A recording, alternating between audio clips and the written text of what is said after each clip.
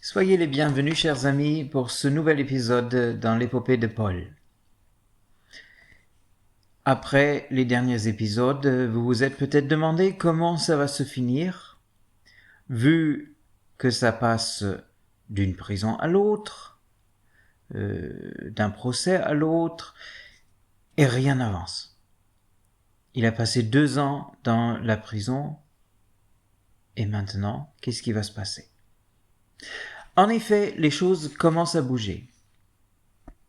Car Festus n'a visiblement pas envie de garder Paul à Césarée encore plus longtemps, et donc il décide du voyage et en fait embarquer Paul et quelques autres prisonniers.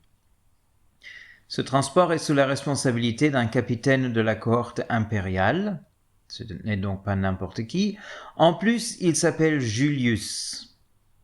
Certainement un cousin lointain de Jules César, mais la famille est grande. Ce Julius est un homme bon.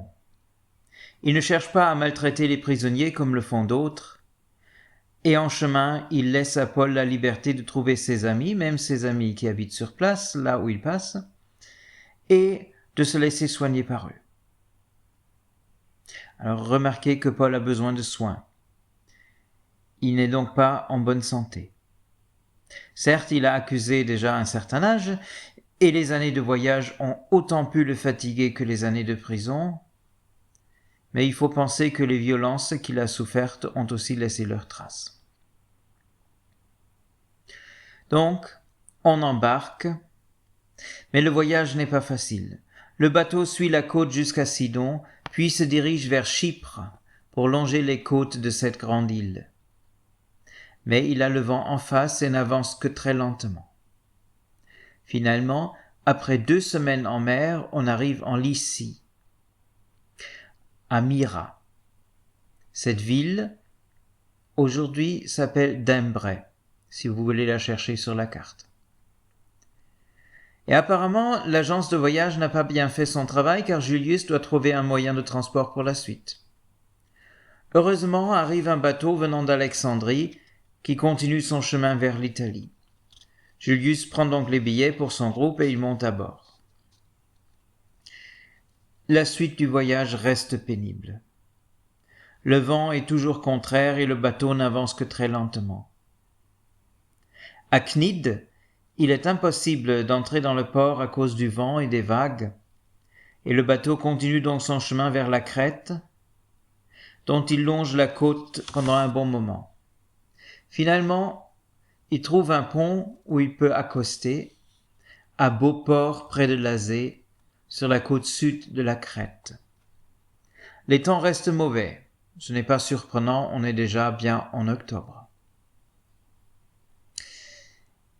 Paul, qui n'a pas la réputation d'être un taiseux, fait remarquer que ce sera dangereux de continuer le voyage sous ces conditions-là, qu'on risque non seulement de perdre le bateau et la cargaison, mais aussi des vies humaines.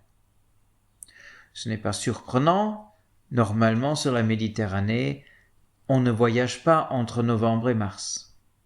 La mer est trop mauvaise.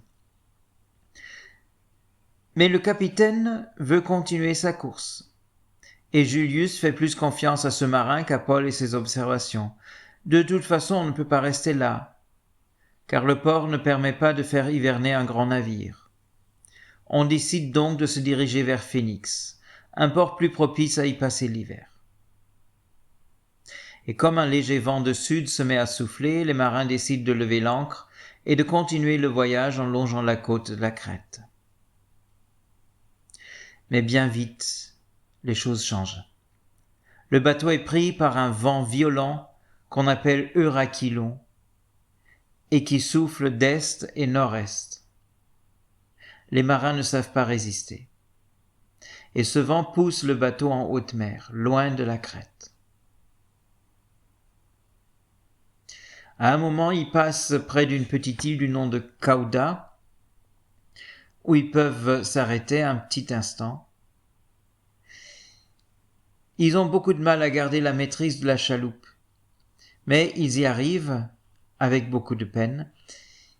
Ils la hissent à bord et utilisent les cordages de secours pour ceinturer le bateau, pour pas que le navire se désassemble. Ils ne mettent même plus les voiles de peur d'échouer sur la Syrte et se laissent flotter. La course n'est freinée que par les ancres flottantes. Mais déjà le lendemain, vu la violence de la tempête, ils jettent la cargaison à la mer. Et le troisième jour, ils coupent les agrès, les cordages, et les jettent à la mer. Peut-on encore sauver au moins les passagers et peut-être la coque du bateau ?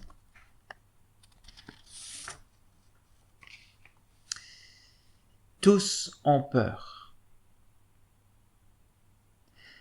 Paul se met debout au milieu du bateau et dit à tous avec une voix forte, « Mes amis, vous auriez vraiment mieux fait de m'écouter. Nous n'aurions pas dû quitter la Crète, et nous aurions évité ces dommages et ces pertes. Mais maintenant, je vous invite vivement à prendre courage. Personne d'entre nous ne perdra la vie, même si le bateau sera perdu. J'en suis si certain, car cette nuit, un ange du Dieu auquel j'appartiens est venu auprès de moi et m'a dit, « Paul, n'aie pas peur. Tu dois comparaître devant l'empereur et tu le feras. C'est pourquoi Dieu gardera en vie tous les hommes qui sont avec toi sur ce bateau. Donc, mes amis, prenez courage. Moi, j'ai entièrement confiance en Dieu.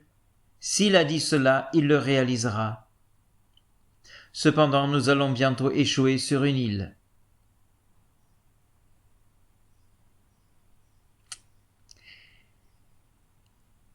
Et en effet, peu après, précisément dans la 14e nuit en mer, les marins ont l'impression d'approcher d'une terre ferme. Et la suite, c'est dans une semaine. Je vous souhaite une bonne semaine, prenez soin de vous, à bientôt.